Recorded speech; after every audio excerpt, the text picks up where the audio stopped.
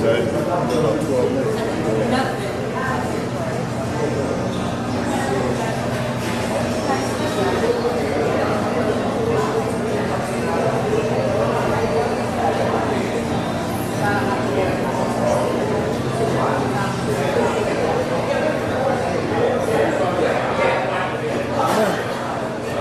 you go to your, let me check and see we on, can you go to YouTube for me and type in the search box TV 1061?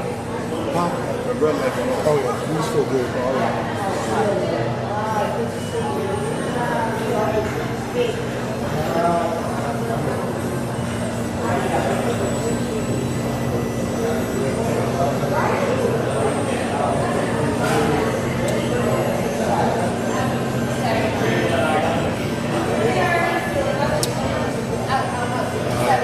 Type in TV 1061.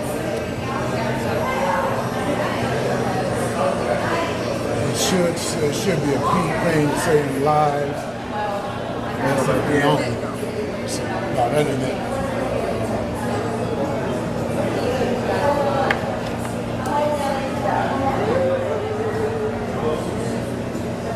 No, it needs to be TV 1061.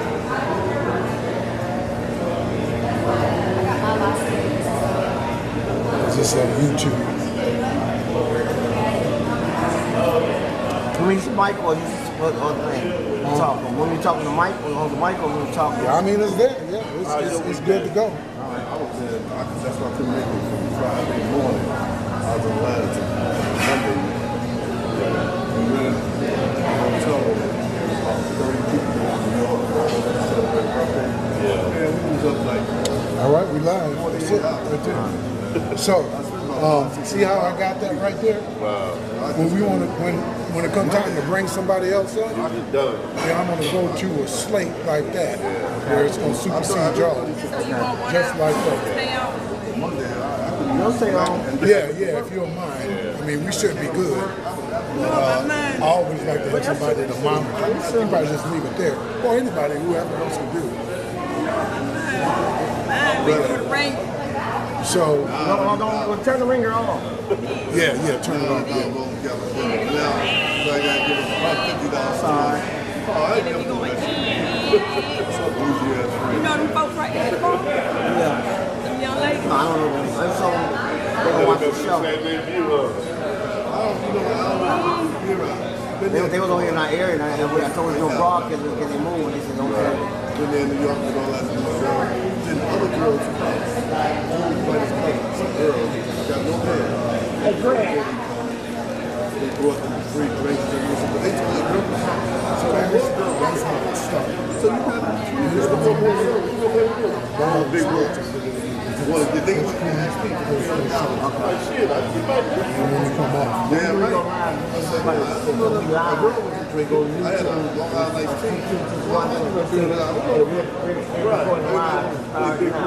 Yeah, it's actually, it's I go to YouTube. It's like if it's lady, right? We have a good time. How y'all party? Let's get up to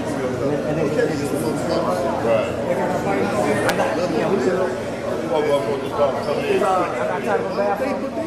Right. Yeah, keep in mind, the audio is on, so we don't need to talk to you. Hey, the audio was on, so when we go live, so the audio will be all on, so y'all gotta. Okay, I can cut the audio. We ain't like in the studio. We got too many moving parts. So. No problem. Right now, the audio is on. No problem. It's live. You got to see that. I got it. I'm going to say nothing doing that thing. Yeah.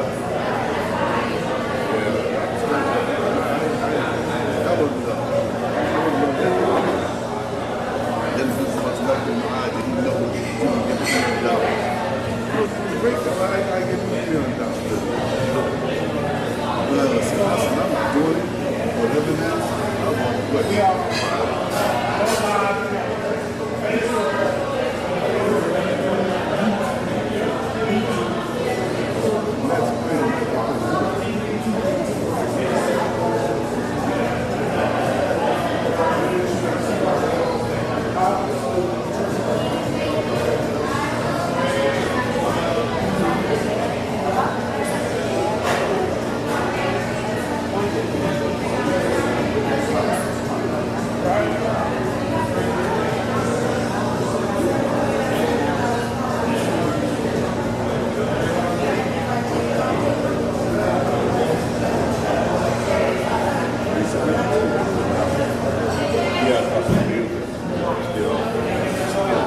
but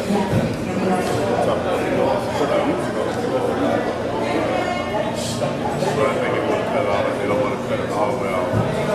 But it's not loud like it was before. But I think once we start talking,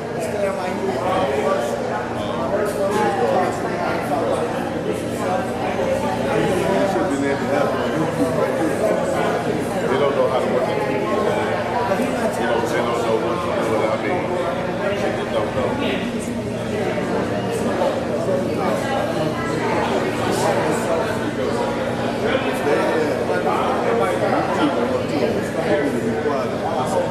Oh yeah. The whole thing starts in her story.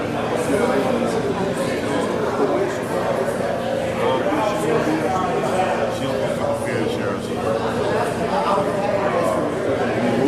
After this, I guess after the first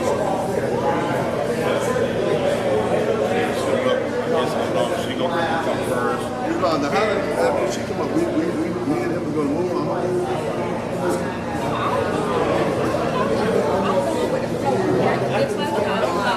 I'm in world reading Man, please don't do that because you definitely look like my daddy.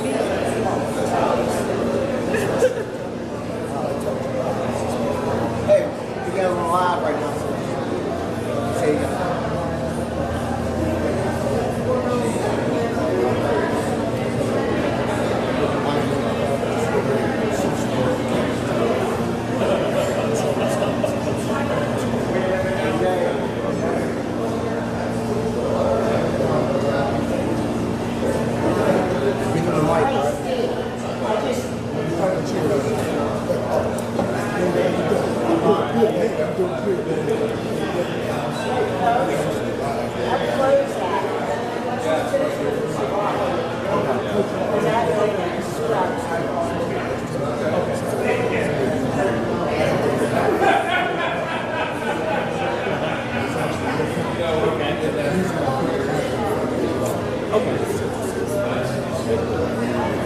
They go on first, right? No, you go on first. You want on it, I'll just go on. Okay, so you just want me here, not No. Y'all both of you go. let me ask you. Yeah, absolutely. Yeah, both of y'all go. Come on. Yeah, I don't know how many people are going to be able to get this camera because I got it on. There's an actual shot right now on here. Right. Do one time. Let's make sure I turn the cameras on. Right. But just keep in mind, try not to let that hit the floor. That's only the you might not put that in the back of the set so that it hit the floor. What time we got?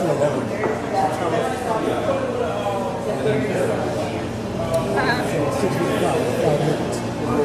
Hey, Craig.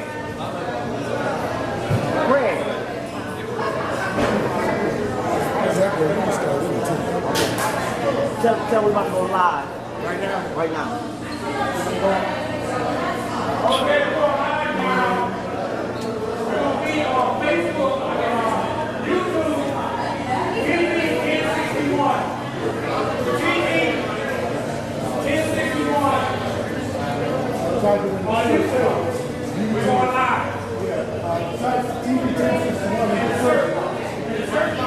On YouTube.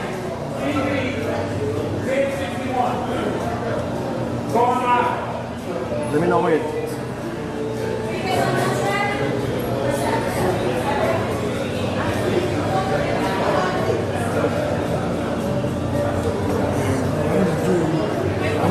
Point to you since we ain't got no.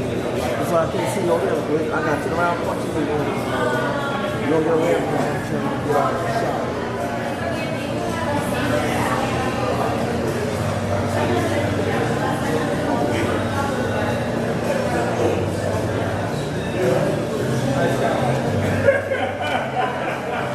Craig.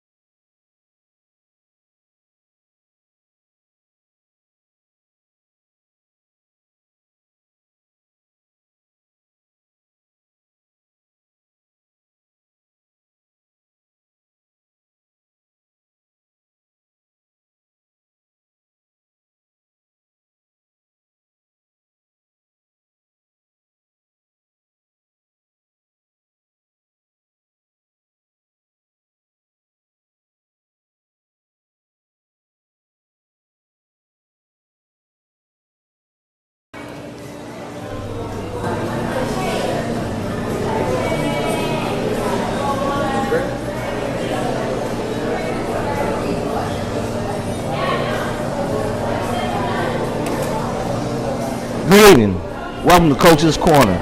Women broadcast right here in Benchwarmers on 1375 Rock Quarry Road, Stockbridge, Georgia. Benchwarmer is a spa grill that's located in the community. That's good food, good drinks, good people, and fun. They have pool, karaoke on Friday nights, and DJ. We'd like to welcome some of our sponsors for the show. We'd like to welcome State Farm, Sherry Denard on 155 Highway 155 in Medina, Georgia. We also like to Jaguars International. We'd like to welcome Dave Nicholson of Poppin' Grampin'. We're going to let Dave talk about his company for a minute. Hey, good evening. My name is David Nicholson, and this is my company is Poppin' Rock Granite and Affordable Cabinets and Countertops. And we've been in business for 22 years. We service the South Side and out toward Douglasville, Minden, Alabama, as far as Phoenix City. We do kitchen cabinets and we do countertops, granite countertops. We have our own installers. We warranty all of our work, and our hours are from 7 to 4 Monday through Friday, and appointments on Saturday by appointment only. So Dave, we want to get with you. Do you get a military discount? Yes, we do. We'll give a 5% discount on countertops and cabinets. All right, Dave, thanks for coming out. That's Poppin' Rockin' on 165 Andrew Drive in Stockbridge, Georgia. Thank you, Dave. We appreciate that. My co-host tonight, we got Butch John Sloan, Steve Slaughter, and Yolanda West. This podcast is being broadcast 55 million viewers on YouTube, Facebook, and Roku TV 1061. Tune in. We're gonna talk today. We're gonna talk about breast cancer. This is the final month of breast cancer. We're gonna finalize it with breast cancer. We're gonna bring on Yolanda West. She's gonna give us a little thing about breast cancer. Go ahead, Yolanda. Good evening, everyone. The U.S. breast cancer statistics states that about 1 in 8 U.S. women, that's about 13%, will develop invasive breast cancer over the course of her lifetime, along with about 2,650 new invasive breast cancer cases expected to be diagnosed in men in 2021. With the lifetime risk of breast cancer is about 1 in 833 in males, but about 43,600 women in the U.S. are expected to die in 2021 from breast cancer. Breast cancer from women under the age of 50 has studied and stayed the same from 2007, but have continued to drop in women over 50. The U.S. breast cancer statistics estimated 281,550 new cases of invasive breast cancer over expected to be diagnosed in women in the U.S. with only 49,290 new cases of non-invasive breast cancer for 2021. For the women in the U.S., breast cancer deaths are higher than those of any other cancers besides lung cancer. As of January 2021, more than 3.8 million women with a history of breast cancer in the U.S. This includes women currently being treated and women who have finished their treatment. Breast cancer in women under 45 is more common in black women than white women. Overall, black women in the U.S.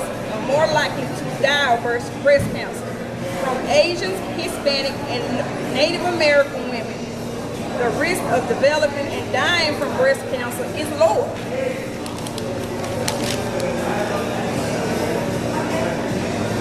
A woman's risk for breast cancer nearly doubles if she has a first-degree relative. For example, a mother, a sister, a daughter who has been diagnosed with breast cancer in the past. Less than 15% of women who get breast cancer have a family member diagnosed with breast cancer due to a known gene mutation that is inherited from one's mother or father. 5 to 10% breast cancer cases can be linked to this. And back to you, Coach. Breast cancer for all women should realize that they need to take a yearly mammogram. Some women doesn't take their yearly mammogram until it's the stages they hit them. But at an early age, women should take their mammogram once a year to find out where they're at in breast cancer. I know a lot of women that died from breast cancer. I had a sister that died of breast cancer. I know everybody knows somebody who died from breast cancer or going through breast cancer at this time. A lot of us don't recognize breast cancer for these women, but we know how to honor the survivors and the ones who left from breast cancer today. A lot of us just overlook that. Breast cancer is a silent killer for these women today. Not only do women get it, men can get it. Some men don't realize they can get breast cancer just as good as women can get it. Other than that, what you think, Steve? What you think about your comment on breast cancer? Well, it's a terrible thing that, that I just had a friend of mine last week that was diagnosed with breast cancer. And she found out, she was in the shower and, she was just checking herself and there's no history in the family, but she just caught it. And I talked to her today and she's having a double mastectomy. Is that right? She, and the doctor's going to take some of her belly to reconstruct that. So it's sad to hear of cancer, period. But, I didn't think it would happen, but it happened to her. And she's just shocked about that. What about you, John? You have anything breast cancer? I'm surprised because I didn't know that men can have breast cancer. So I'm trying to learn more about men having breast cancer because that's very important because we as men don't think that we can obtain breast cancer. So I'm doing my research, I'm understanding a little more, and I know women go through this and it's depressing. You find out that you have breast cancer. And I don't know what to say, it's just heart-wrenching, and I just hope that we can find a cure for breast cancer. Yeah, we're going to bring a special guest on tonight at the break. It's going to be Barbie Deacon. She first diagnosed it with breast cancer in 2009, second in 2014, third in 2018, fourth in 2020, and fifth 2021. Wow, what is she going through? We're going to let her tell that story after our break, come back to it. And like I said, she's in stage 4 in 2014. And she's still here to tell us today. What a strong fighter to fight breast cancer and still here today. We're going to have her come on and talk to us after about a break, about 2 minutes. We'll be right back. Stay tuned.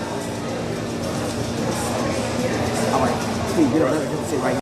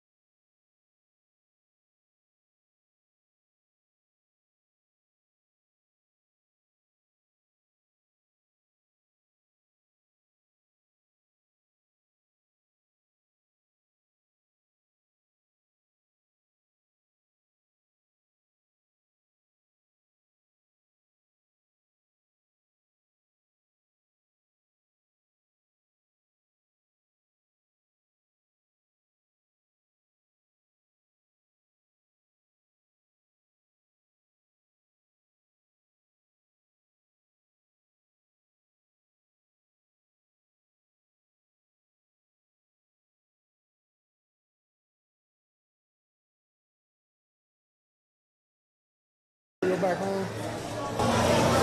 How do they hear me? They hear you through the phone.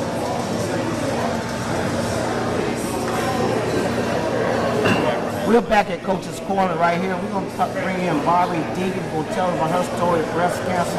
We're live. We broadcast 50 25 million views on Roku TV, Facebook, and YouTube for all the viewers. I want you to sit right here. How you doing, Barbara, to the show? I am doing great. Thank All right, you. Barbara, How I'm are going to you? let you tell your story about your breast cancer. Go ahead. Okay, thank you. Okay, well, my first diagnosis was in 2009. I had just turned 42 years old. I had 2 teenagers at home. I was going through a divorce. My mom had passed away from ovarian cancer about 10 months prior. I actually had a mammogram and had got the results of that mammogram, and a couple of days later I actually found the tumor. My mammogram showed that it was negative, but it was indeed positive. It was dismissed. But mammograms are still very important to get. So through that first time, I felt like I was pretty fortunate. I was diagnosed stage 1A, which means I had no lymph node involvement, which means I had no spread. So we went in, we took out the lymph node. Then they decided, since I was 42, that we were going to do 8 rounds of chemo and 33 rounds of radiation. They felt like that would cure me, per se. So we did that, and then I followed it up taking an estrogen blocker, which is called tamoxifen. Everything was fine for about 4 years. Of course, through the first time, I went bald-headed and all that, and then got all my hair back. Everything was good. 4 years later, or 5 years later, in 2014, my face went numb right here on this side. It took me 5 months, but I finally got a doctor to diagnose me with a bone scan, and we found a tumor in the mandible, in the bone. Biopsied it, and sure enough, it was breast cancer in my mandible. So we did 20 rounds of radiation and got rid of that tumor. That was my second diagnosis. Changed from tamoxifen, estrogen blocker, to Arimidex. And then in 2014 and then 2018, we did scans just for my follow-up, and sure enough, that tumor was back in my mandible. And since we had done so much radiation already, they could not do more radiation on my mandible, so we went in and took out the mandible. And you can see my beautiful scar where they took it out, and they used my fibula from my leg and replaced my mandible so that I would have a bone. It's about a 10-hour surgery. You have trachs, feeding tubes, that kind of thing. Everything looked great, so we switched from Arimidex at that point to Humira. And then 2 years later, had another follow-up scan, and this would be my 4th diagnosis. This was in 2020, last October. We found a tumor on my sacrum and on my iliac. And so we started on a medication called Ibrance, chemo pill. It's a CDK inhibitor. Basically what it does is it stops cell mutation. It stops, cancer cells like to grow very quick. And so it helps stop the mutation. And then we switched from Humira to what they call Romacin. So I started that. It's a medication that works like chemo. Your white blood cells go down, your red cells, platelets, all that stuff goes down. So you have to be cautious, about sickness and whatnot. But so far I've been able to take it no problem. So then in January 2021, I was moving around in my bed, adjusting my pillows, and I hit the top of my head up here on my skull and knocked myself unconscious, and ended up getting scanned, discovered that there was a 4.5 centimeter tumor on my skull. So that was why I broke my skull. My skull was because the cancer eats bone, and so it had eaten the bone. So I had a 4.5 centimeter there. We found another one on my jaw. So we had one on the skull, one on the jaw, one on the sacrum, one on the iliac. This was as of January. I've been taking the Ibrance, I've been taking the Aromacin, and so last week we had a new scan.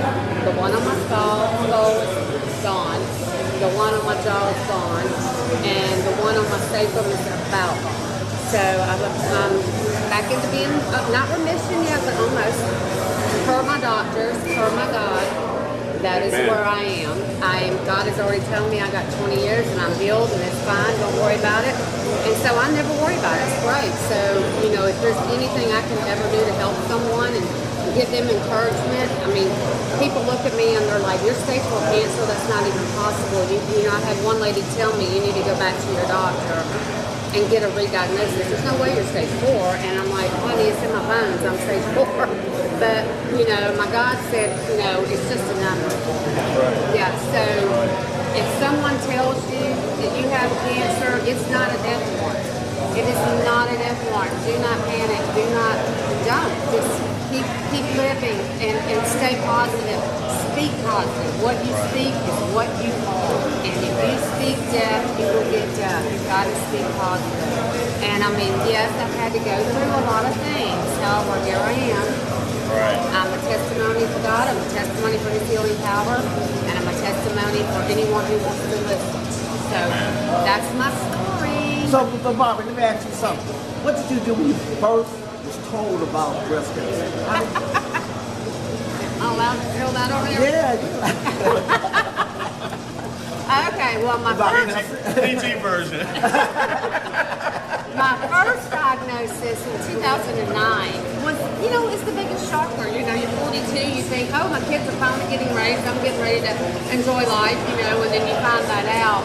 I got completely tore up, and I got everything pink that I owned, and I took it out in the backyard and burned it. Wow. And my neighbors called the fire department on me, and it was quite humiliating, but yeah, that's what I did my first time. My second time, I had a panic attack, literally. My third time, I was like, whatever, just tell me what to do. And the fourth and fifth time, I was like, oh, God will take care of it this time. He took care of me the last 3 times. This fourth and fifth is just a thing. So, I think, like you said before, is that you get so many people, when they found out they got cancer, they take it so to heart that they can't, and life is done. And so you beat yourself up so much. It's like you speed it up. you do. Speed up your death because that's all you hear. It's all you hear from the doctors. I mean, and the doctors are doing the best they can, but they're not. They're doctors. They practice medicine. They're not the ultimate healer. Absolutely. And so, yes, you don't want to quit going to your doctors because you do want to, you know, at least stay with your scans and stuff to keep your treatment going or whatever. But you got to put your faith in the Lord, and if you do, you're good. Barbara, let me say something. You look fantastic. Oh, Right. You look fantastic, man. Thank you. You gotta have faith, and your faith is very strong. Thank you. Yeah. I just guess it's mine over matter.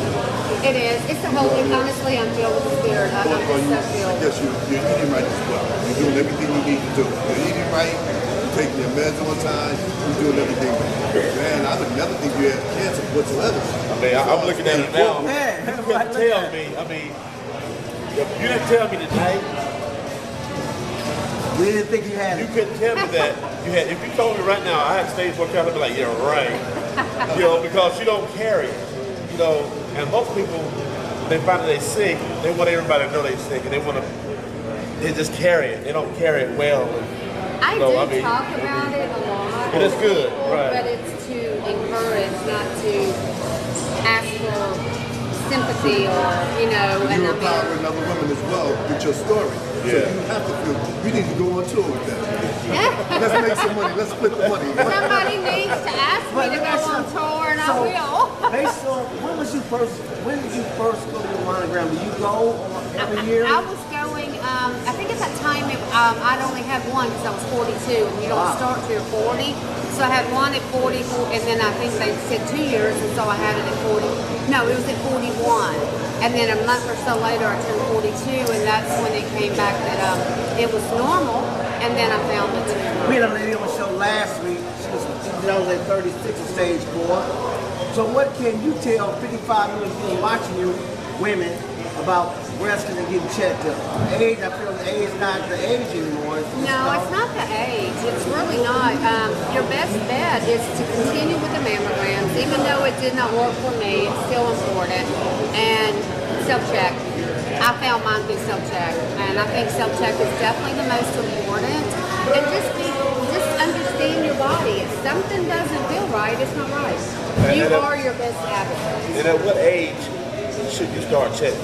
Oh, honey, I think as soon as you are old enough to understand. Okay. I mean, I've known people. Can you read that and hear your question? What was it? I asked at what age should you start checking? And the reason I asked that question is because I know in black males, you know, they say, you know, prostate check and colon check, you know, you should be like 50. Then now it went to 45. So I'm like, if it went from 50 to 45, why can't it be at 20? You don't know. So you telling me I could be 10, 20 years with something that's growing slow, and I found out at 45. So I think that at an age of just getting a physical, you should just check. Whether you have it or not, just check. You know. All right. Thank you, Father D, and we appreciate you coming to 55 Minute Grill. We are broadcasting live in Benchwarmer in Stockbridge, Georgia, Bar and Grill. I'm sorry we can't call in line, we're not in the studio, but thank her for telling her story. I hope you encourage other women to do as breast cancer as she is. She still got the faith, the hope, and so other ones do the same. Thank you. Thank you, Barbie. And we go. Thank you. Thank you, Barbie. Appreciate it. Have a Thank good night. you. I lost my smile when they took off my mandible, and it bothers me. Thank you. Thank you, Barbara. We'll be coming back on our second half on mental health, dealing with mental health and military mental health. So we're going to take a short break, and we'll be right back on Coach's Corner.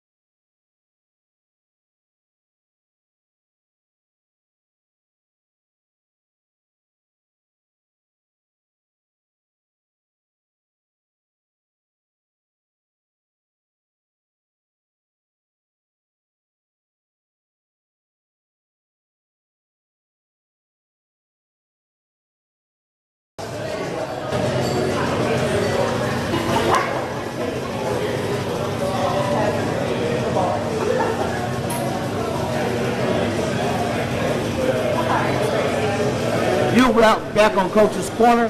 We're going to talk about mental illness. That's a big topic here in our community right now and around the world. We're going to talk about children, mental health, and military mental health.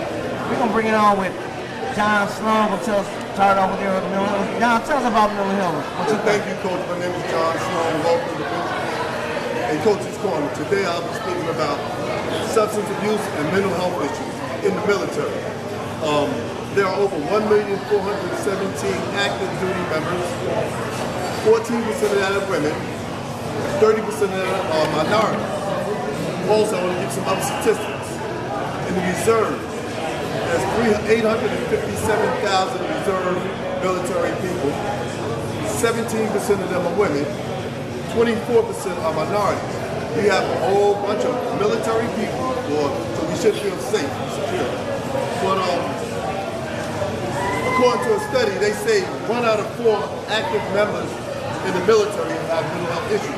So if we were all in the military, one of us have an issue, a mental health issue. Which one is you? I'm the one that has a mental health issue. I knew you was going to say that, but I'm the one that have a mental health issue. You know, that's all right. I got another statistic. This is for you. 730 men and women in the military suffer from PTSD.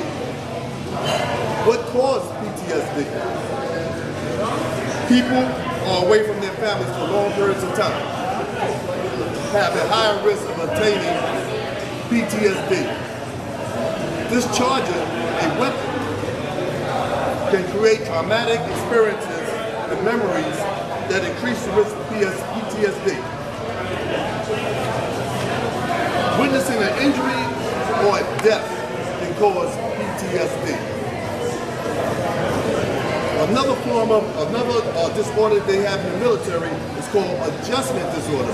Coach, you were in the military, so I'm putting you on the spot. What is adjustment disorder? Adjustment is when you get off the battlefield, try to adjust back to real civilian life, but you still got that thought of when you was on the battlefield, you seeing people get killed, your partners get killed. I was a platoon sergeant. I seen some of my soldiers get killed and shot down, bodies chopped up. I have to adjust back to reality when I get back to the States. So it takes a lot. I went through counseling, mental health, I went through depression, because I seen soldiers that I took over there that died. And now they're no longer here. And now I got these are babies. Some of them was kids in their 20s, you know, and fighting the battle, fighting for a fire for the country. So readjustment back here is hard to some of these guys who left home at 17, 18. The only thing they knew is fight. You know, here's the thing. You're absolutely right. And if it's not addressed, you can become more seriously mentally ill. A part of that is depression, anxiety, substance abuse, and it will lead to suicide. Speaking about suicide, I have some information for you. Why is the suicide rate has increased in the military in the last 20 years? Research shows that high exposure to TPI, which is traumatic brain injury, that's one of the causes of suicide at this time. Stress from returning back to civilian lifestyle. Sometimes people can't adapt. That's something that you were saying. They can't adapt back into civilian life. All right? Also, they're under a lot of pressure. And last but not least, military people always have guns. So guns is easy access to them. So this is one of the reasons, these are several reasons why suicide has grown in the last 20 years in the military. And also, they become depressed. They lost an arm, a limb, a leg, and they wind up being depressed. And the veterans say, we can help you, but I've seen many soldiers out there begging for money. Where's the veterans that then, you know, hospitals for them now? But that's another story. But they become so enraged and depressed that they just can't cope with society no more, so they won't change it all. What should society do for these soldiers? What should we as society do?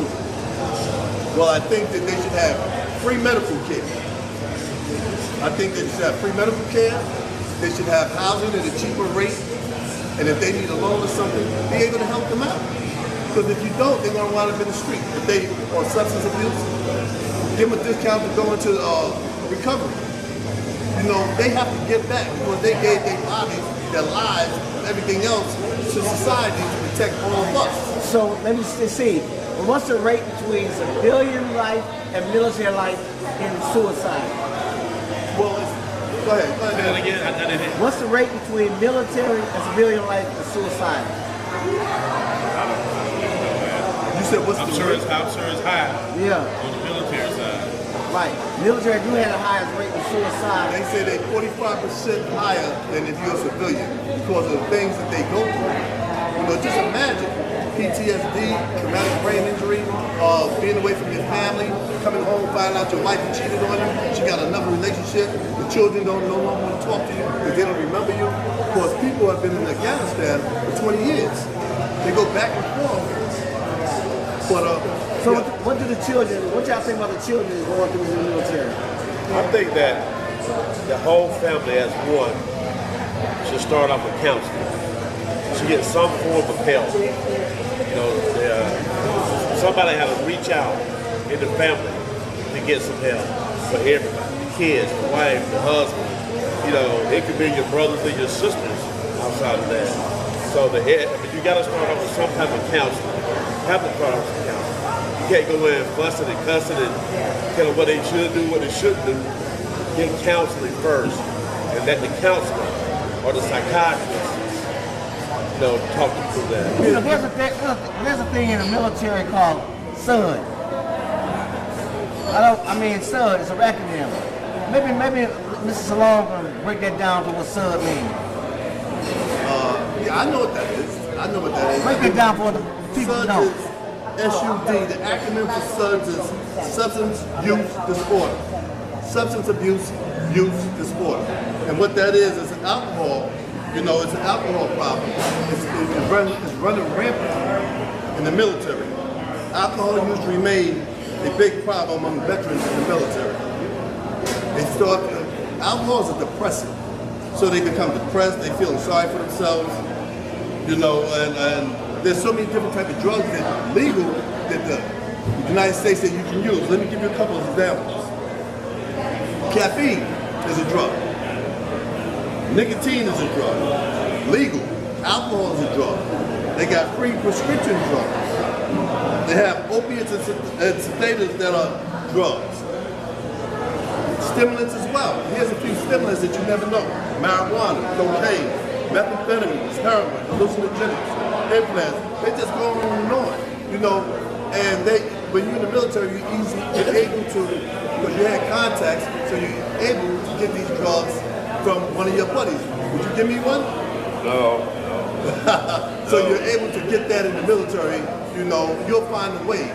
And everybody in the military, and this is why the suicide rate is so high because of the drug use that they have. And once you start using drugs, it's hard to get off drugs. Well, Yolanda, I know you were working in some system with mental health, and you had dealt with military. You said on our show. What do you think the children are going through?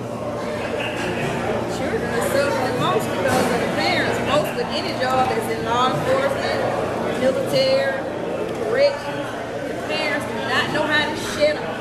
They bring their work home with them.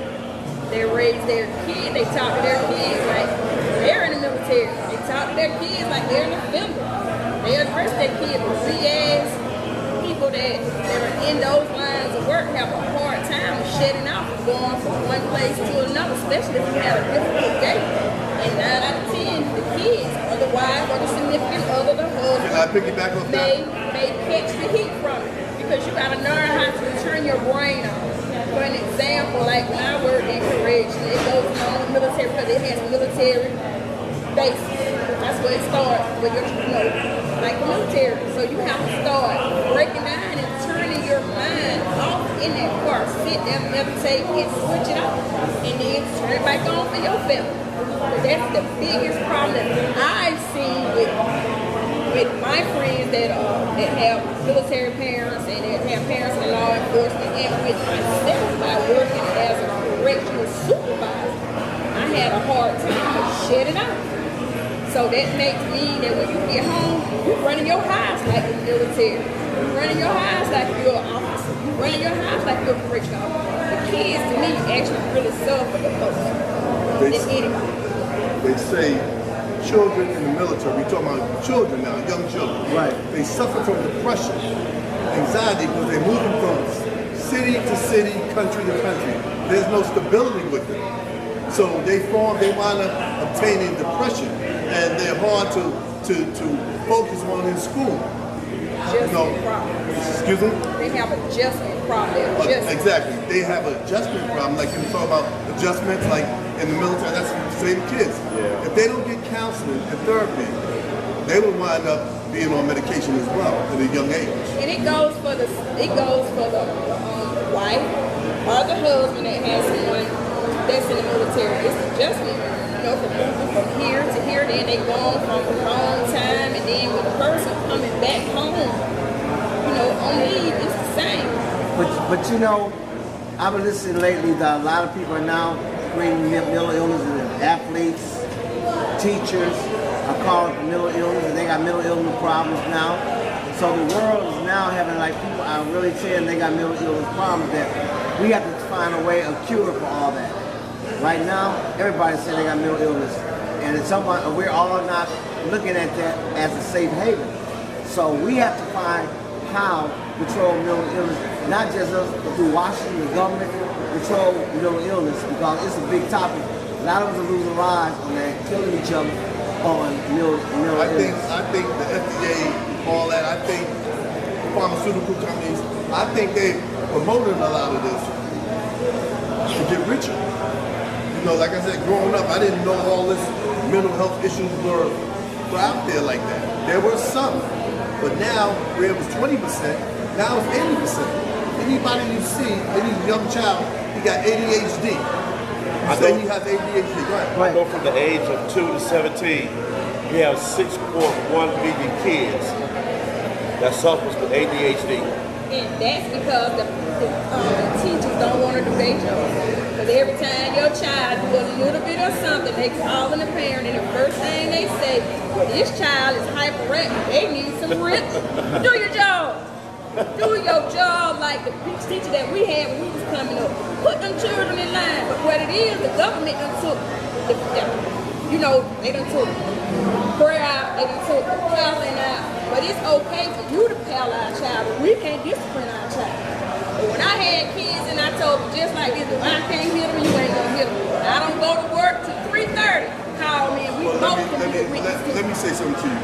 And you can't blame some of the teachers because the way Yes, you can.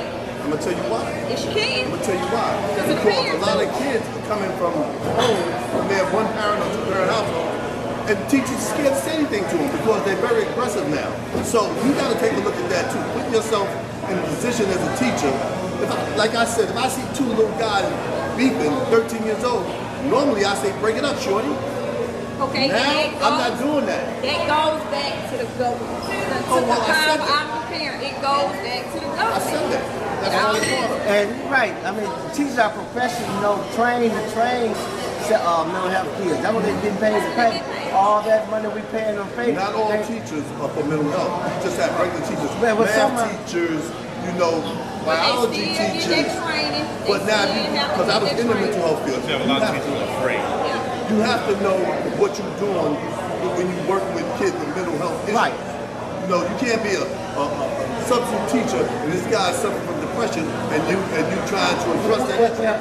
Well, let me piggyback on that. I was a special needs teacher in elementary, middle school, and I dealt with all high risk, ADHD. I was there for 13 years. You had training though, right?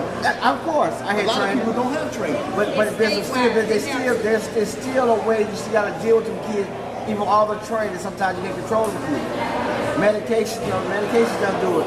There's a way you gotta control the kids because you don't know when they're gonna crack. Right. You don't never know. I don't know how much training you get. You never know what's on the kid's mind when he comes to school the next day. What he went home from. You be there all day, 8 hours a day. Go home, he come back, he snap. Something happened at home.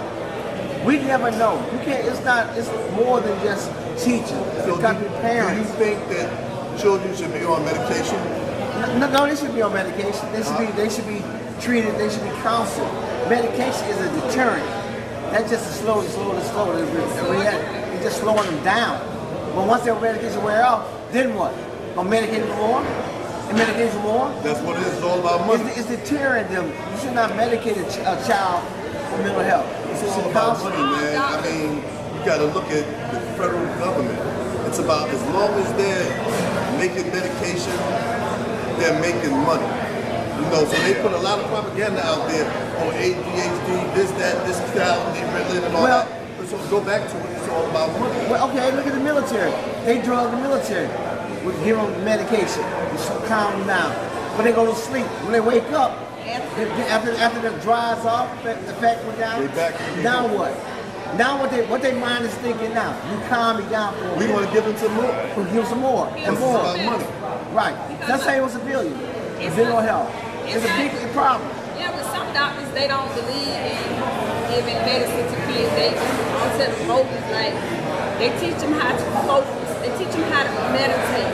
They teach them to get a journal to write down the stuff that's going on. And then, they'll raise their hand and they'll say, can I take a breather from it? But all doctors are not promote medication. Because I'm just using an example for my kids. My doctor, when they pediatrician from Hawkinville, everybody knows what's the best pediatrician in Hawkinville, and I'm not going to call her name. She didn't promote medicine. She gave alternative motives for it, but the schoolhouse promoted medicine. Here's the thing. Let me ask you a question. You are a substitute teacher. This is your first day, and you see the kids acting real wild. What do? Do you call the principal? What do? Do you try to break a fight? How do you handle it? Just you. Just me, personally, myself. First day of school. The first day, if you at my area, one round is a way out. presence itself. Yes, it is. It's your presence. It's how you carry yourself. A child can smell that if you're weak or not. You can, because when you come to laugh and kick in with them, you can't do that. You can't come in there with a straight face, but you also got to be knowing that, hey, I'm open for you to come to me. Some people can look at you and say, when you say something, they look at you. Uncle Steve may say something, they just operate on that. We're going to have to go on break right now. This is Coach Shaw's Corner and Bench Warmers on 1373 Rocky Quarry Road in Stockbridge, Georgia. We want to thank you for having us out here tonight for broadcasting live out the community. We also want to thank Sherry Denard, State Farm on 422 Highway 155 in McDonald. Poppy Rocky Brandon on 165 Andrew Drive in Stockbridge. Thank you for coming out and telling about the story. And Jaguars International. We also thank our producer for coming out here, Felix Washington of TV 1061. Show some love out here again. Again, I'm blessed Miss Barbie Deacon for coming out to tell her story on breast cancer. As we close out the month of breast cancer, we want to tell everybody, hope the Braves win tonight. Close out tonight. Thank you for listening and tune in for our next topic coming in. Thank you. Have a good night. Bench Warmers and Stockbridge. Thank you. Peace. Have a blessed night. Night. All right. Night.